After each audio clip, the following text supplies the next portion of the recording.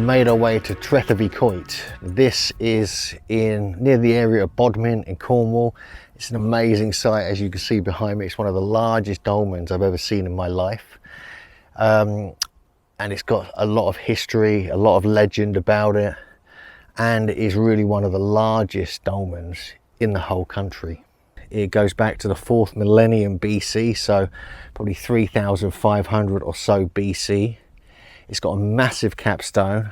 It's got every stone in it is absolutely massive.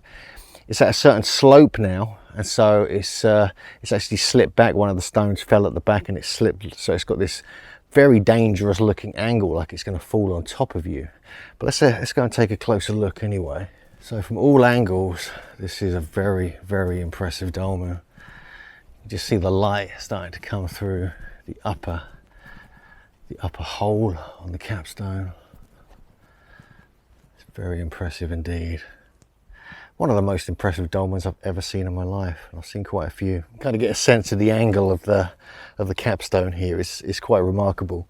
It's like literally falling off, and it's called a portal dolmen because although it's facing east, it seems to have other portals, like windows within the structure itself, suggesting it may have been used as an observatory. It may have been used as a marker in a geodetic way, you know, marking north, south, east and west. And also it's got a hole in the capstone, which we're going to look at in a second, which has got no explanation for it apart from the fact it may have been used to observe the stars, the sun or the moon at specific times of year. It could have had another meaning, of course. It could have had things attached to it. It could have had a more sacred meaning when, you know, when the soul moves through to another world.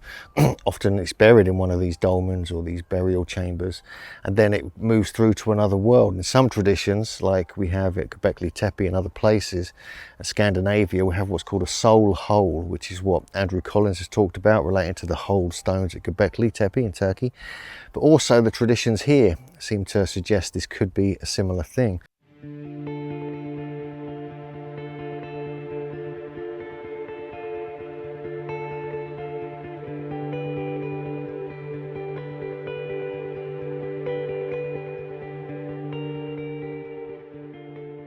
We also have the Mary line, of the Michael and Mary energy lines kind of fame, discovered by Hamish Miller and Paul Broadhurst. They found that the Mary line actually goes through this particular quoit. So it could have other reasons. It could be a feminine site. It could have marked sort of more fertility or fertilizing aspect of this part of the landscape.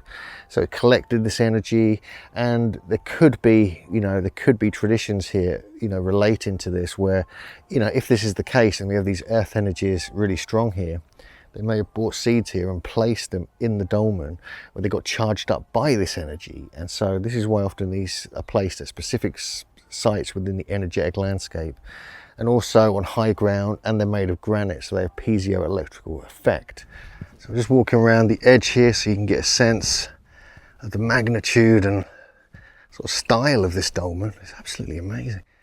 The sloping roof, the portals, sort of, and then we go around this side. You can see the very top. You've got the hole actually in the stone. Absolutely beautiful this side. It's really nice energy. There's people living right next to it as well. There's a whole series of houses just in the village. With that one's got a balcony, so you're looking right over the dolmen, virtually right next to it. So you can see these are kind of the ways into the chamber. There's several of these. And if we go right to the top, to the huge capstone, which must be like 50 or 60 tons or more, we have this hole in it. This is quite famous. It's one of the only hold stones on a dolmen in the country. Obviously we have Menontal, but that was part of a stone circle down near Land's End.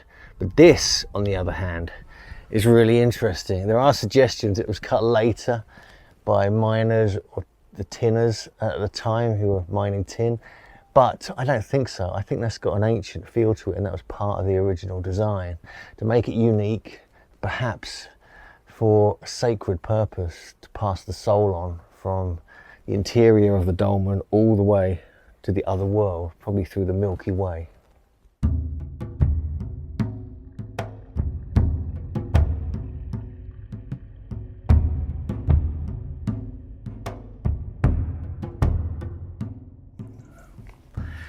So this is the interior of the chamber. This is the stone that's fallen. You can see there's actually sort of what looks like cut marks on here. There's like five of them or so. And whether they were traditional cut marks, I'm not sure. They look like they've been certainly carved out of the rock in a very specific configuration. I wonder if that's some astronomical configuration. And then we have the massive front stone here. You can see where it touches, so there's, and there as well. So here is where you're going to get that piezoelectric effect here at Trethevy Quoit, and also here as well. And it could have been in a slightly different position. Obviously it wasn't so sloped because we know it's fallen, but it's kind of scary actually just to stand at the base of that. It's like any day that could just fall down. There's like 50-60 tons of stone landing on your face. I love these portals on these. This is really interesting. So these stones are all dressed, they're shaped, they've got kind of carvings all around them, and it's very specific design. Obviously it would have been a bit flatter, it wouldn't have been such an angle originally. You can see the size of some of these chunks of granite, which is pretty much local to here. And I think this is connected with Bodmin Moor because we have the Mary line going through here, going through Bodmin Moor, all the way up country and down country, down to Land's End and beyond. But this really is very, very impressive dolmen. It's actually the first time I've ever been here. I've been to Bodmin Moor many times, but never found this.